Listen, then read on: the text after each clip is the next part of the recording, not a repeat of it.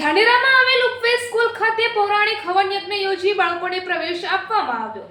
ધાનેરામાં આવેલ ઉપવેશ સ્કૂલ ખાતે પૌરાણિક હવન યોજી બાળકોને પ્રવેશ આપવામાં આવ્યો।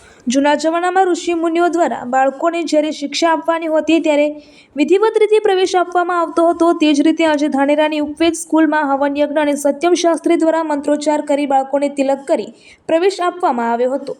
આ કાર્યક્રમમાં ઉપસ્થિત ડોક્ટર કમલેશભાઈ કોટડિયા તેમજ સુરેશભાઈ પટેલ તથા વાલીશ્રીઓ અને તેમજ શાળાના એમડી મયુરભાઈ ઠાકર તથા સ્ટાફગણ સાથે આજે બાળકોને કીટ આપી તેમના ઉજ્જવળ ભવિષ્યની શરૂઆત કરાવવામાં આવી હતી। આજે હિમ 11 પવિત્ર જેઠ સુદ મહિનાનો પવિત્ર દિવસ છે। આ પવિત્ર દિવસે ઉપવેશ સ્કૂલ ઓફ સાયન્સ દ્વારા શાળા પ્રવેશોત્સવ એટલે કે આપણા જે ઋષિમુનિએ આપણને જે 16 સંસ્કાર આપ્યા હતા એમાંનો એક સંસ્કાર એટલે વિદ્યાઆરંભ સંસ્કાર, જેને આજના ભાષામાં કહીએ તો શાળા પ્રવેશોત્સવ કહેવામાં આવે છે।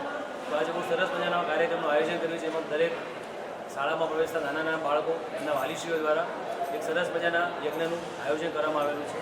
તો હું આજે ભગવાનને પ્રાર્થના કરું છું કે આજે બાળકો આજે શાળાએ જઈ રહ્યા છે તો એ માત્ર શાળામાં શિક્ષણ ન લેતા એમના જીવનના મૂલ્યો, આદર્શો, સેવા, સંસ્કાર જેવા જીવનના અત્યંત ઉપયોગી આદર્શો શીખી પોતાનું જીવન મહાન બનાવે, ધન્ય બનાવે એ ભગવાનને પ્રાર્થના કરું છું। અસ્તુ ભારત માતા।